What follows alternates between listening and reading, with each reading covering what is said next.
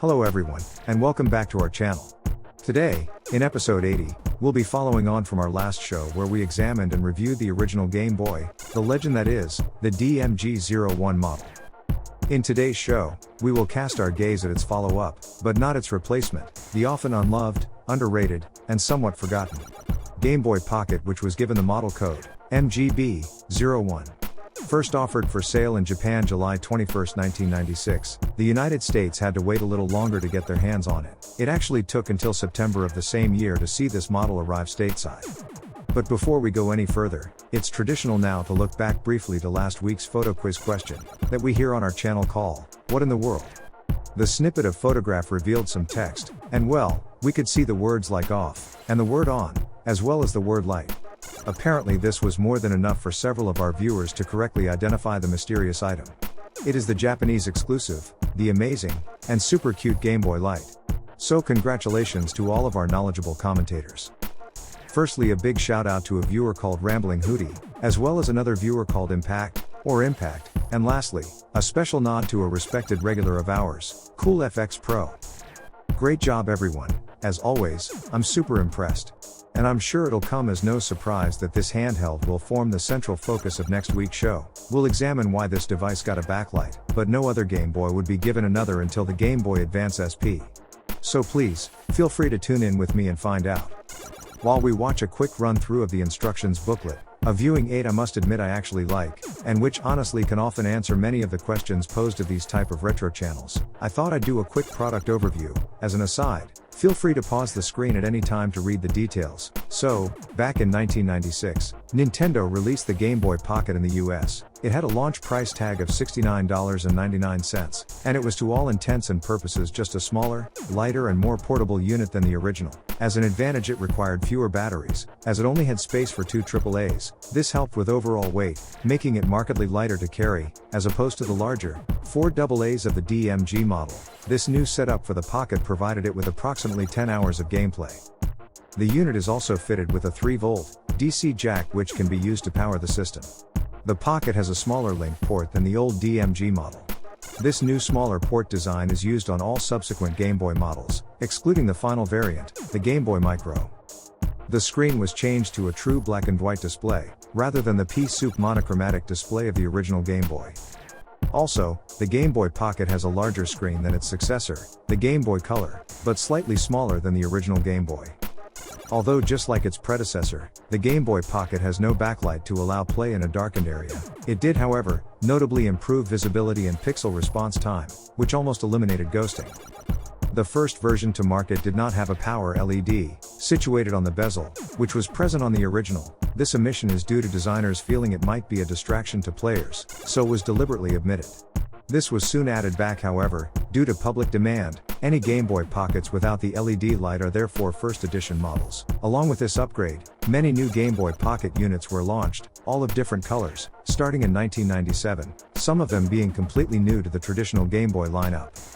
There were several limited edition Game Boy Pockets, including a gold medal model. This was exclusive to Japan. The Game Boy Pocket was, perhaps interestingly, not a new software platform, and, after a protracted 7-year window, simply played safe by offering the same, tried and trusted software as the original Game Boy model. A clear, or see-through pocket version, called the FAMSU model, appeared in late 1997, which had an incredible small production run of only 5,000 units, making it extremely rare, extremely expensive and sadly often cloned, as well as many other variants, such as a dynamic clear yellow edition, and much later a bright green transparent model. Another interesting difference between the first and second edition Pocket variants seems to be the power button. On the first edition it has a fluorescent red marker, likely as a small measure to compensate for the lack of a power light indicator. This red marker was obviously dropped on the second edition, as shown here. So, with a massive helping of hindsight, what would I say about this handheld? Well, the Game Boy Pocket was very much a careful and considered refinement of the original concept, rather than anything resembling a revolution, cleaning up the rough spots from around the edges, so to speak, of the original, but keeping all the great parts, and that was mainly the fact it was compatible with all the previous Game Boy software. The library was totally awesome. As Nintendo still do today with all their new launches, the Game Boy Pocket was supported by an impressive advertising campaign, and this was all over the globe, focusing on the fun side as much as the practical improvements, which pushed the system's portability, the extensive software library of games, and its low unit price as key selling points. For its launch, it was the perfect refresh of the existing system, making it more compact and improving the tired and problematic display, but it was arguably a couple of years too late. By the mid-90s, gamers were getting their hands on new, more advanced home games consoles like the impressive PlayStation, the Saturn and the trusty Nintendo 64, and there was a feeling, even at that time, that Nintendo's portable was something of a relic from a bygone age. Nintendo continued to tinker, and the Pocket was joined by the Game Boy Light in 1997, another Japanese exclusive, which introduced a screen which could be played in the dark. This is our next week's episode, so I'll hold my gunpowder dry for now, so as not to spoil the surprise. However, truthfully, it was the 1998 release of the Game Boy Color which truly curtailed the Pocket's chances of becoming anywhere near as iconic as its 1989 forerunner. The Color offered a better, and far superior display, albeit slightly smaller and lacking a backlight, but maintained compatibility with all existing Game Boy games. This ultimately rendered the Game Boy Pocket, and to a lesser extent the Game Boy Light, somewhat redundant. The Game Boy Pocket is especially noteworthy for being Gunpei Yokoi's final contribution during his time at Nintendo. Sadly, following the commercial disaster that was the Virtual Boy, Yokoi, who had created some of Nintendo's most successful products, parted way prior to the Pocket being released for sale, but he was keen to end on a high note, and the Pocket was his way of signing off, just before his untimely death.